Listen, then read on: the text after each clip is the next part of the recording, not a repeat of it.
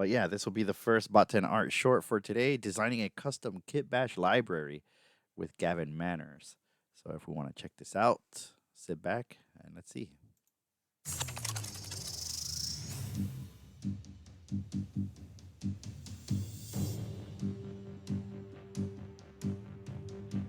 These are super cool.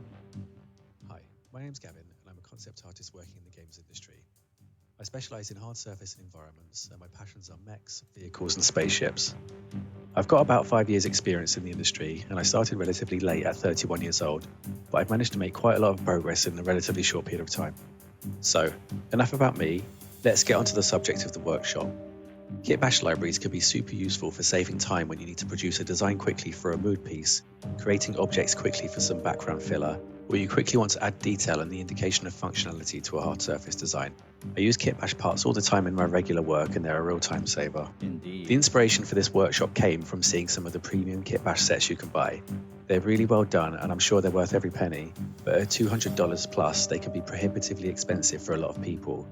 And I always find the parts to be too recognizable, so you can never really get away from the feel of the original designer's language and intention. That's my biggest This is problem. why I wanted to show that with a bit of planning, it's possible to create your own unique kit bash library for use on your own projects and designs that won't be recognizable in the same way. Also, with this process, you can make multiple libraries and keep adding to them over time with the exponential growth principle I cover in the workshop. That's super These cool. kinds of asset libraries are invaluable to a concept artist, as they allow you to create designs using your own design language and design thinking, and most importantly, then you they can save paint time over so you're not those. modeling everything every time you start a new project.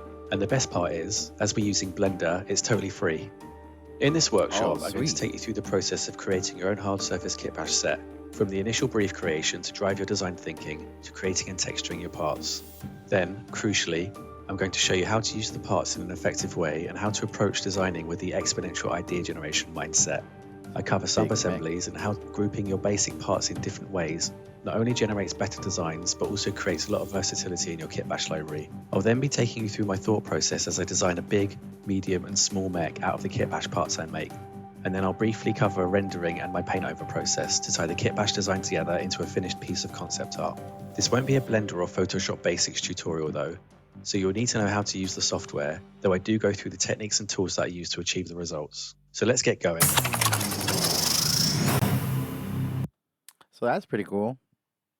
This particular person, Gavin Manners, he's a concept artist and he's doing a workshop, and this is promotional for his workshop.